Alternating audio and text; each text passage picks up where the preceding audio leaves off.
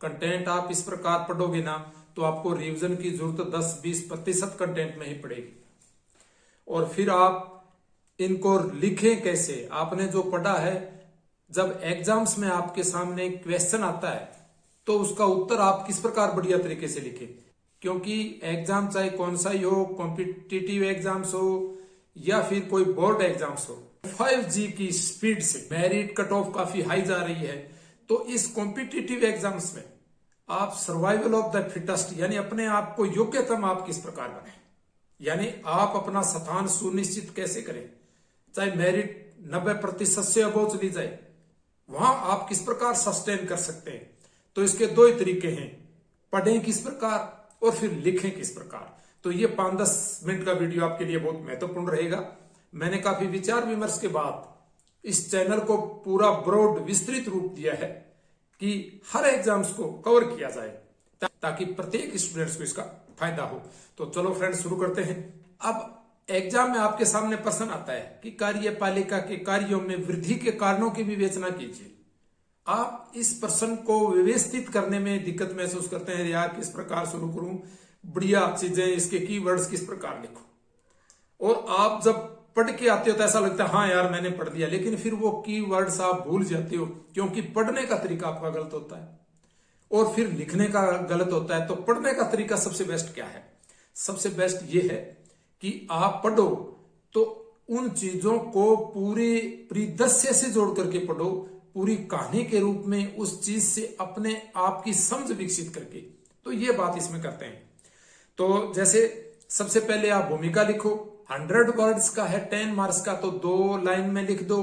50 शब्दों का है तो वहां लिखने की जरूरत नहीं है, लेकिन फिर भी आप 1 लाइन लिख सकते हो। जैसे आप लिखो कि आधुनिक युग में अनेक तत्वों व प्रवृत्तियों ने कार्यपालिका की शक्तियों में अभूतपूर्व वृद्धि की है। ये आप 1 लाइन लिख सकते हो। फिर आप लिखो इसके जिम्मेदार कारणों को निम्नलिखित रूप में व्यक्त किया जा सकता है। तो हर स्टूडेंट्स होगा अपना अलग अलग उत्तर होता है, बात उसकी मेन बात आ जानी चाहिए। भी वास्तव में जो पर्सन की डिमांड है वह आनी चाहिए, नकल नहीं करनी है आपको। सबसे अच्छे मार्क्स आते हैं जब आप मौलिकता से लिखते हो। तो इसमें सबसे पहले तो आप ये सोचो भी किसी भी संस्था के कार्य में वृद्धि कब होती है? जब उसकी जिम्मेदारी बढ़ती है, उसे बहुत सारी जिम्मेदारियां दे दी जाती है, यानी कार्यभार। इसको लिखेंगे राज्य के कार्यभार में वृद्धि या राज्य की जिम्मेदारी में वृद्धि। जिम्मेदारी में कैसे? कल्याणकारी और समाजवादी व्यवस्था में आर्थिक एवं सामाजिक कार्यों में वृद्धि होने के कारण कार्यपालिका के कार्यों में वृद्धि हुई, सबसे पहला कारण। अब आप कभी नहीं भूलोगे क्योंकि आपने अपनी समझ से पढ़ लिया। हाँ यार, कोई भी संस्था है उसके कार्य में वृद्धि होती है, उसकी जिम्मेदारी जब बढ़ती है।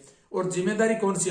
आर्थिक, सामाजिक, लोक कल्याणकारी, राजनीतिक, जो जितने भी सामाजिक योजनाएं उनका क्रियान्वयन, उनके बारे में जितने भी ये अधिनियम बनते हैं, एक्ट बनते हैं, समाज से संबंधित, राष्ट्रीय अंतरराष्ट्रीय समस्याओं से संबंधित, उनके समाधान से संबंधित एवं नई योजनाएं और नीतियां लागू करने से संबंधित, ये सारे चीजें आप क्लियर कर लोगे तो दोबारा आपको रिवीजन की जरूरत नहीं रहेगी। आप हर जगह इस चीज को लागू कर सकते हो।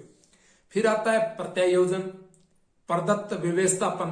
एक शब्द हम बार बार पढ़ते हैं, प्रत्यायोजन का मतलब होता है प्रदत्त स्थापना।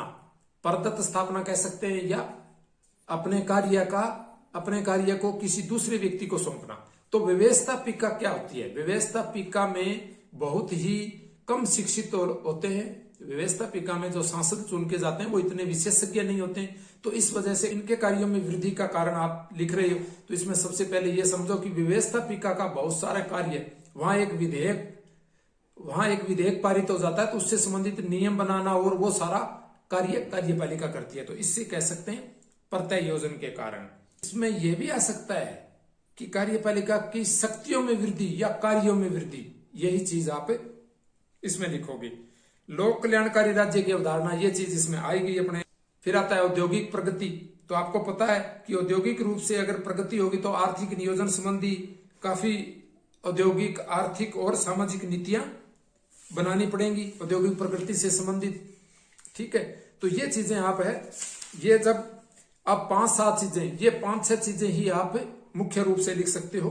वर्तमान कंप्यूटरीकृत एवं इंटरनेट के युग में हम सॉफ्टवेयर के माध्यम से इसको शीघ्रता से संपन्न कर सकते हैं बिना किसी बाधा के।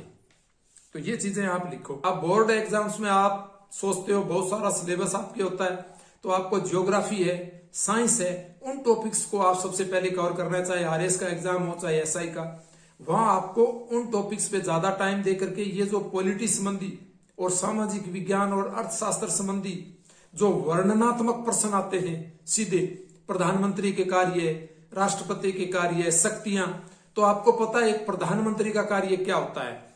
एक घर में आप इमेजिन करो, आपके पापा है वो राष्ट्रपति हैं, आपकी मम्मी है वो प्रधानमंत्री है, क्योंकि घर का सारा जो होल्ड होता है, जो शक्तियां होती हैं वो मम्मी के पास ही होती है। तो उसको आप प्रधानमंत्री इमेजिन कर सकते हो, बाकी सदस्यों को आप मंत्रिपरिषद मान सकते हैं। तो अब क्या होता है, इसी चीज को आप प्रधानमंत्री के कार्यों से जोड़ो। जैसे राष्ट्रपति को सूचना देना, तो अपने पापा को कोई सूचना देती है घर के कार्यों संबंधी, आप कभी नहीं भूलोगे। फिर होता है मीटिंग बुलाना, तो घर में भी आप कोई बातचीत करते हो, बैठते हो, इकट्ठे होते हो, तो वो मीटिंग ही होती है।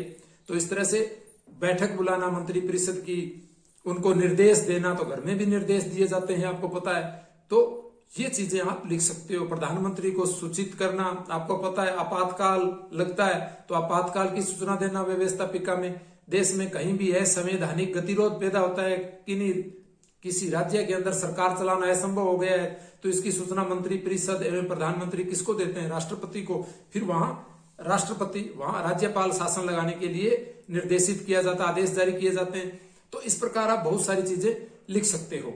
ठीक है, आप एक बार पढ़ करके उन चीजों को जैसे मैंने बताया है, तो आप किसी चीज से जोड़ करके, एक बाहरी परिदृश्य से अपने आप को जोड़ करके, खुद अपने आप को उस जगह स्थापित करके अगर आप पढ़ोगे तो आप कभी नहीं भूलोगे, और बहुत अच्छा उत्तर आप लिख सकते हो।